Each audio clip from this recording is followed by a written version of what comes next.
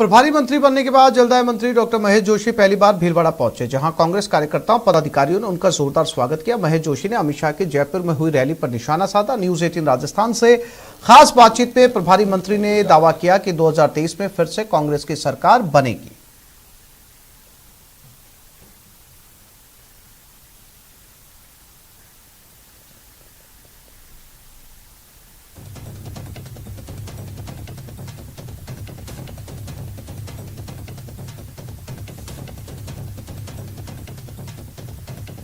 Doctor Mahesh Joshi ji पहली बार भीलवाड़ा पहुंचे हैं, बात करते हैं उन्हीं से।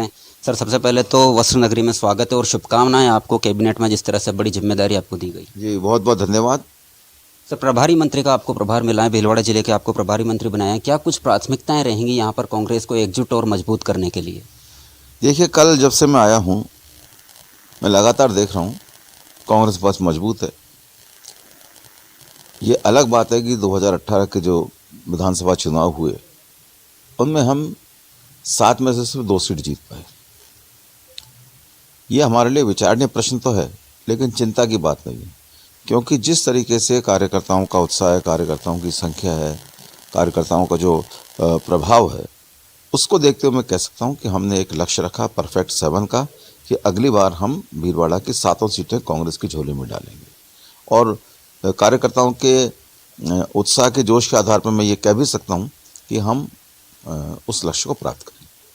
सर, कांग्रेस की महारैली का आयोजन होने वाला है राजधानी जयपुर में, क्या कुछ तैयारियां हैं? भीलवाड़ा से भी कुछ टारगेट दिया गया है कि कितने कार्यकर्ताओं को यहां से ले जाया जाएगा?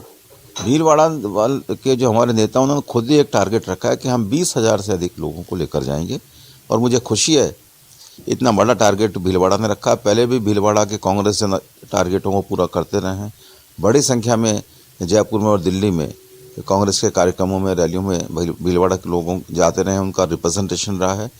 और अब जो ये 20,000 का टारगेट रखा है, इसको हम निश्चित रूप से अचीव करेंगे। जयपुर की राजनीति से आप काफ़ी अच्छे तरह से वाकिफ़ हैं, सांसद भी रहे हैं जयपुर के, लेकिन जिस तरह से भीलवाड़ा में वर्तमान में जो कांग्रेस के हालात हैं, एक तरह से एक्टिव नज़र नहीं आती। इसको एक्टिव करने के लिए बतौर प्रभारी आप क्या कुछ दिशा निर्देश भी देंगे? ये कल से मैं देख रहा हूँ, मैंने कहा खूब उत्साह लोग, अपने आप लोग निकल के सामने आ रहे हैं। कांग्रेस से उम्मीद भी लोगों को है। राजस्थान की कांग्रेस सरकार ने अशोक गहलोत जी के मुख्यमंत्री के 3रे कार्यकाल में उनके जिस तरीके से जनता की सेवा की है, चाहे कोरोना प्रबंधन की बात हो, चाहे विकास के कामों की बात हो, चाहे लोगों को राहत के कल्याणकारी कार्यक्रमों की बात हो, सरकार जनता के विश्वास पर खरी उतरी है।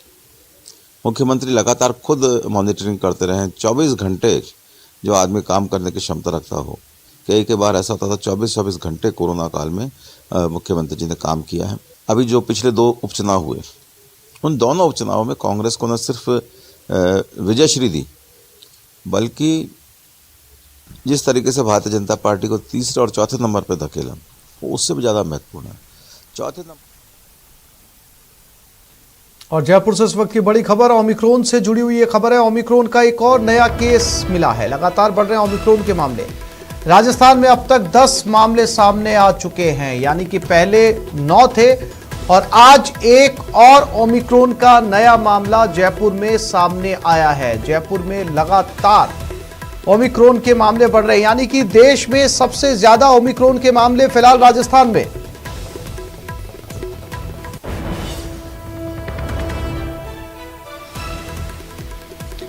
तो कोरोना से जुड़ी बड़ी खबर, हाई रिस्क कंट्री से आई एक युवती कोरोना पॉजिटिव निकली। एयरपोर्ट पर स्क्रीनिंग के दौरान मिली पॉजिटिव। एयरपोर्ट से सीधे युवती को RUHS भेजा गया है। यूक्रेन से जयपुर आई है 19 साल की युवती।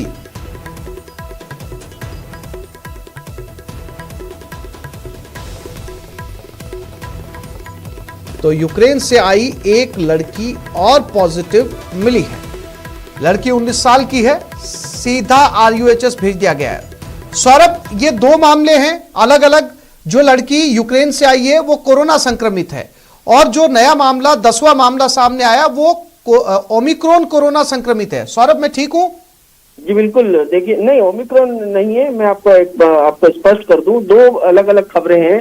एक तो जो आदर्श नगर में ओमिक्रॉन वेरिएंट मिला था 5 लोगों में, उनके परिवार का एक सदस्य कोरोना पॉजिटिव पाया गया है।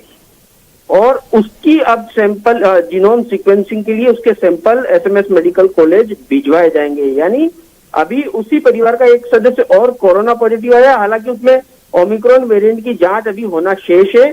सैंपल भेजे जाएंगे, उसकी रिपोर्ट 2-3 दिन में आएगी। लेकिन बड़ी खबर इस लिहाज से क्योंकि ओमिक्रॉन जिन लोगों में पाया गया था उसी परिवार में से एक और सदस्य कोरोना पॉजिटिव पाया गया है। जबकि दूसरा जो मामला आया है वो आया है यूक्रेन से। एक लड़की आई है, यूक्रेन चूंकि हाई रिस्क कंट्री के रूप में इसको घोषित कर रखा है, इस लिहाज से उसकी जब एयरपोर्ट पहुंची तब वहां पर स्वास्थ्य विभाग द्वारा उसकी स्क्रीनिंग की गई, तब उसमें वो पॉजिटिव पाई गई है और उससे सीधा RUHS अस्पताल, चूंकि जो भी लोग बाहर से आ रहे हैं और हाई रिस्क कंट्री से आते हैं उन्हें उनकी जो है वो जांच बहुत निगरानी से की जाती है। और अब चूंकि लगातार ये ओमिक्रॉन वेरिएंट के मामले सामने आ रहे हैं, इस लिहाज से पॉजिटिव पाए जाने के बाद उसे सीधा जो है वो RUHS अस्पताल में आइसोलेट में रख दिया गया है। लेकिन उसकी भी जीनोम सीक्वेंसिंग की जाएगी कि उसमें जो है वो ओमिक्रॉन वेरिएंट तो नहीं है। तो आज की ये दो बड़ी खबर अलग अलग, क्योंकि जिस प्रकार से ओमिक्रॉन का सौरभ, ये दो मामले, इन दोनों मामलों में फिलहाल ओमिक्रॉन की पुष्टि होना बाकी है। जी बिल्कुल। देखिए ओमिक्रॉन की जांच जो है वो जीनोम सीक्वेंसिंग से होती है। जीनोम सीक्वेंसिंग के लिए 3 से 4 दिन का वक्त लगता है। एसएमएस मेडिकल कॉलेज में भी जांच होती है और पुणे स्थित लैब में भी भेजी जाती है। तो ये 3-4 दिन बाद पता पड़ेगा। लेकिन कोरोना पॉजिटिव दोनों ही मरीज आए हैं और ये बड़ी खबर है, क्योंकि जो दक्षिण अफ्रीका के जो परिवार आए थे वो भी पहले पॉजिटिव आए थे और उनकी जांच जब जीनोम सीक्वेंसिंग की गई तब ये स्पष्ट हुआ कि उनमें जो है वो ओमिक्रॉन वेरिएंट है। तो ये ओमिक्रॉन वेरिएंट की जांच। जी सौरभ, जानकारी के लिए आपका धन्यवाद।